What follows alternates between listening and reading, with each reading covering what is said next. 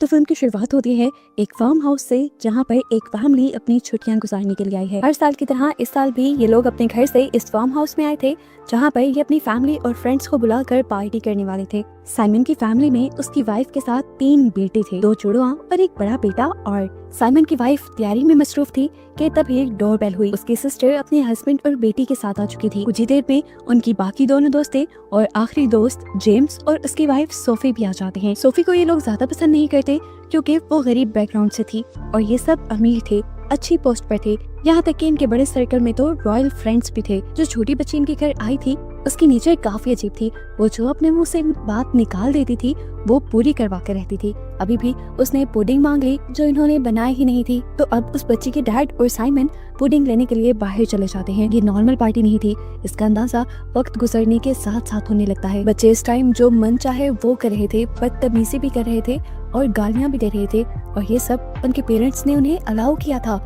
यहाँ पर साइमन और उस बच्चे के डैड भी जब पुडिंग लेकर घर आते हैं तो हमें पता चलता है कि वो ये पुडिंग खरीद कर नहीं लेकर आए बल्कि चुरा कर लाए हैं। यहाँ तक कि इनके घर में भी अब पीने का पानी तक नहीं था, जिसके लिए ये कोई इंतजाम भी नहीं करते। रात हो जाती है, डिनर का टाइम हो जाता है। इन्होंने डिनर टेबल को किसी क्रिसमस पार्टी की तरह सजाया था, लेकिन उससे भी अजीब बात ये थी कि इनके पास खाना बहुत ज्यादा कम था। सबकी प्लेट में सिर्फ थोड़ा थोड़ा ही खाना आ पाता है और ये लोग इस बात पे लड़ते भी नहीं। हालांकि ये लोग बहुत अमीर थे और फिर भी इनके पास सप्लाईज नहीं थी। इसके पीछे क्या रीजन हो सकती थी? न्यूज से ये लोग क्वीन की स्पीच सुन पाते हैं जो सबको रिलैक्स रहने को कह रही थी और खुद भी इस टाइम एक बंकर में बंद थी। मतलब दुनिया किसी बड़ी तबाही का शिकार हो रही थी और इसी वजह से इनके पास सप्लाईज की भी कमी थी।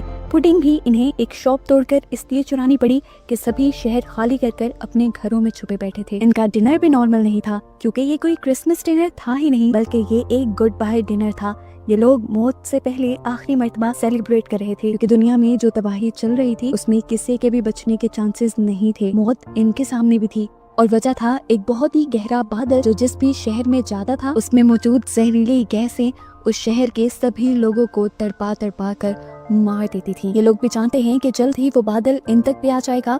अभी तक जहाँ जहाँ वो बादल गया है लोग बहुत ही भयानक मौत मर चुके हैं और ये सब लोग अपने आप को लकी मान रहे हैं क्योंकि अभी तक कम से कम ये जिंदा हैं। ये लोग जानते थे वो बादल सुबह तक यहाँ आएगा। साइंटिस्ट और गवर्नमेंट का बताना था कि वो गैसेस पहले रिस्पिरेटरी सिस्टम पर अटैक करती हैं, यानी लंग्स पर हमला करती हैं और फिर नर्वस सिस्टम पे, पूरी ब्रेन पे हमला करके इंसान को आखिर मार देती हैं। गवर्नमेंट के पास इस बादल को रोकने का कोई भी सोल्यूशन नहीं था। वो इंसानों को मौत से बचा तो नहीं सकते थे, लेकिन उनकी मौत के दर्द को वो कम जरूर कर सकते थे, जिसके लिए इन्होंने एक ऐसी पिल बनाई थी जिस पिल को लेते ही बिना दर्द के इन्हें मौत आ जाएगी। इस पिल का नाम था एक्सिट पिल। गवर्नमेंट का कहना था कि जैसे ही आप देखो कि वो बादल आप तक पहुंच गया है तो आप इस पिल को खा लो और बिना दर्द के अपने आप को पहले ही खत्म कर दो। गवर्नमेंट अपने सभी लोगों को सुसाइड करने को ही कह रही थी और ये सब लोग गवर्नमेंट की बात मान भी रहे थे क्योंकि वो ना तो खुद दर्दनाक मौत चाहते थे और ना ही वो अपने आप को दर्द वाली मौत से मरता देखना चाहते थे। यही एक्सिट पिल इन सब लोगों के पास भी थी। ये सब लोग डिनर करने के बाद एक साथ ये पिल खाकर अपनी जान देने वाले थे, लेकिन सोफी ऐसा करने से मना कर देती है क्योंकि वो प्रेग्नेंट है। वो कहती है कि ऐसा करने से मैं अपने बच्चे को भी मार दूंगी, लेकिन मैं कातिल बनना नहीं चाहती। सोफी का कहीं ना कहीं ये भी मानना था कि सुसाइड करना बिल्कुल ठीक नहीं है, क्या पता वो इस सब में सरवाइव कर जाए। अब साइमन के बेटे आर्ट का भी यही मानना था, उसे भी सुसाइड में कोई लॉजिक नजर नहीं आ रही थी। तब यहाँ के लोग सोफी को समझाते हैं, देखो सोफी, बच कोई भी नहीं पा रहा, हमारे पास तो कम से कम एक ऑप्शन है आसान मौत का। गरीबों को तो ये ऑप्शन भी नहीं मिला, वो लोग भी तड़प के मरे ही हैं, कोई भी सरवाइव नहीं कर पाया। सोफी को अपने पेरेंट्स का ख्याल आता है जो भी कल रात मारे गए थे और उसी दर्दनाक मौत में मारे गए थे क्योंकि वो भी अमीर नहीं थे और फिल्स उनको भी नहीं मिल पाई थी। ये इनकी जिंदगी की आखिरी रात थी, इसीलिए ये इसे पूरी तरह एंजॉय करने का प्लान करते हैं। कुछ लोग गेम्स खेलते हैं, कोई मूवी देखते हैं, तो यहाँ पर ये लोग अपनी पुरानी यादें भी याद करके खुश होते रहते हैं। पता चलता है कि ये फार्म हाउस असल में साइमन की वाइफ की मॉम का था, जिससे भी आखिरी मर्तबा ये पूरी फैमिली बात कर रहे थे। तभी उस बूढ़ी लेडी ने देखा कि वो बादल उनके बहुत करीब आ गया था, इसलिए वो जल्दी से अपनी पिल अपने मुंह में डालकर अपने आप को आसान मौत दे देती है, वो भी इन लोगों की आंखों के सामने। अब आर्ट ये नहीं समझ पा रहा था कि गवर्नमेंट इन्हें मारने का ही ऑप्शन क्यों दे रही है, तो उसके डैड समझाते हैं कि वो बाकी मुल्कों का रिजल्ट देख चुके हैं जहाँ कोई नहीं बच पाया, सभी भयानक मौत मरे हैं। हमारी गवर्नमेंट कम से कम हमारी मौत की तकलीफ को कम करना चाहती है। अपने डैड के समझाने के बावजूद ये सब उसे एक बेवकूफी लग रहा था। उसके दिमाग में एक ही सोच चल रही थी कि जब वो धुंध का बादल यहाँ से चला जाएगा तब क्या होगा, क्या वो सरवाइव कर पाएगा या नहीं, क्या उस बादल के छट जाने के बाद दुनिया वैसी ही रहेगी या नहीं। आर्ट को तो ये भी लग रहा था कि उनकी गवर्नमेंट जानबूझकर उन लोगों से सुसाइड करवा रही है। ऐसा कभी नहीं हो पाया कि दुनिया के 100% इंसान ही किसी तबाही से मर जाए। कुछ लोग तो सरवाइव करेंगे ही, लेकिन कुछ बड़ी अथॉरिटीज जानबूझकर ऐसा करवा रही हैं ताकि दुनिया की आबादी ऑटोमेटिकली कम हो जाए। ये भी हो सकता था कि उस गैस के कांटेक्ट में आने के बाद जो लोग जिंदा बचाते हों वो ज़ॉम्बीज में बदलने लगे हों, और ज़ॉम्बीज की तबाही को रोकने के लिए ही गवर्नमेंट सबको सुसाइड करवा रही हो। वो सोचता है कि अगर मैंने वो पिल ना खाई और उस गैस के जाने के बाद मैं एक ज़ॉम्बी बन गया तो वो लाइफ कैसी होगी। यहाँ वो अभी अपनी मॉम से इस बारे में कोई बात नहीं करता क्योंकि उसकी मॉम सदमे में थी। उसने अभी अभी आर्ट की नानी को यानी अपनी मॉम को अकेले मरते हुए देखा था। आर्ट अब सोफी के पास जाता है और सोफी से इस पिल के बारे में ही सारी बात करता है क्योंकि वो जानता है कि सोफी का माइंड इन सब बड़ों से चेंज है। सोफी भी उसे बताती है कि मैं भी पिल नहीं लेने वाली। तो ये देखकर आर्ट के अंदर और भी ज्यादा गुस्सा आ जाता है और वो अपना फैसला अटल कर लेता है कि वो भी इस पिल को लेके सुसाइड नहीं करेगा। इतनी देर में अब यहाँ पर उसकी मॉम आ जाती है तो वो अपनी मॉम से भी कहता है कि मैंने अब फैसला कर लिया है कि ना तो सोफी पिल खाएंगी और ना ही मैं। ये सुनकर उसकी मॉम के होश हो जाते हैं कि उसका बेटा कितना बेवकूफ़ी वाला फैसला कर रहा था। उसके मॉम डैड उसे बाहर लेकर जाते हैं और वैन में बिठाकर उसे समझाने लगते हैं कि बेटा देखो, मौत तो आनी ही है, मरना तय है, लेकिन फिर दर्द सहकर क्यों मरे। यहाँ उसके मॉम डैड उसे एक ही ऑप्शन दे रहे थे जिसमें मरना नजर आ रहा था, जबकि उसके दिल में एक होप थी। वो अपने मॉम डैड को भी होप दिलवाने की कोशिश करता है, लेकिन उसके मॉम डैड तो बिल्कुल नाउम्मीद हो चुके थे।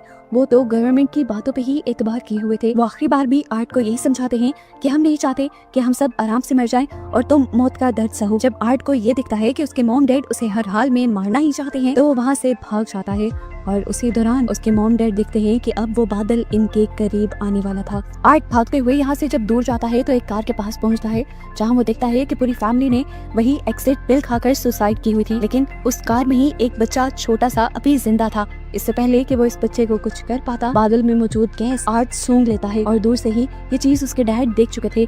साइमन अपनी नाक बंद करते हुए फौरन आर्ट के पास आता है और आर्ट को लेकर जल्दी से अपने घर के अंदर चला जाता है, लेकिन आर्ट की तबीयत अब तेजी से बिगड़ने लगी थी।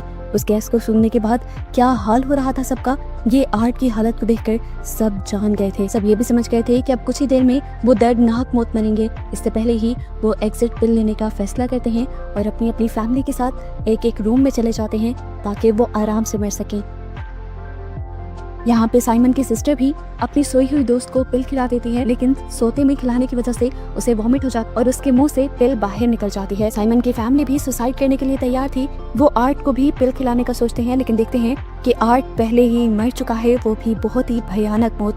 उसकी आंख, नाक, कान हर जगह से खून बह रहा था। देखकर साइमन और उसकी वाइफ बहुत ज्यादा दुखी हो गए, लेकिन फिर वो सब एक साथ बेड पर लेटे और एक साथ ही उन्होंने पिल्स खा ली। आर्ट की हालत को देखते हुए अब तो सोफी का भी माइंड बदलने लगा था। इतनी दर्दनाक मौत तो वो भी नहीं चाहती थी, लेकिन कहीं ना कहीं उसके दिल में भी आर्ट की तरह उम्मीद थी बचने की। लेकिन यहाँ पर उसके हस्बैंड उसे ब्लैकमेल करने लग जाते हैं कि सोफी, अगर तुम ये पिल नहीं खाओगी तो मैं भी नहीं खाऊंगा और तुम्हारे साथ दर्दनाक मौत मरूंगा। उसे अपने हस्बैंड से बहुत प्यार था, ऐसे में उसकी बात मानते हुए वो भी अपने हस्बैंड के साथ पिल खा लेती है और कुछ ही देर में उनकी भी मौत हो जाती है। दूसरे कमरे में उस जिद्दी बच्ची के भी मॉम डैड उसको पिल खिलाकर खुद भी पिल खाकर वहीं पर मर जाते हैं। अब वो लड़की जिसे पिल खाने के बाद वॉमिट हो गई थी, उसकी दोस्त नहीं चाहती थी कि वो खुद तो आराम से मर जाए और उसकी दूसरी साथी को दर्द हो जिसने वॉमिट कर दी थी, इसीलिए वो उस लड़की के पेट में चाकू स्टैब करते हुए उसे वहीं पर मार देती है और फिर खुद भी पिल लेते हुए मर जाती है। और इस तरह यहाँ इस घर में मौजूद सभी लोग अपनी अपनी मौत मर जाते हैं। इन सब के मरने के कुछ ही देर बाद वो धुएं का बादल इनके भी ऊपर से होकर चला जाता है। उस काले धुएं के बादल को छटने में भी काफी घंटे लग गए थे, लेकिन सुबह में हमें दिखाया गया कि आखिर यहाँ का मौसम नॉर्मल हो चुका था। यहाँ पर अब बर्फ पड़ने लगी थी और सभी लोग मरे हुए थे सिवाय एक बच्चे के। वो था आर्ट, जिसने वो पिल नहीं ली थी।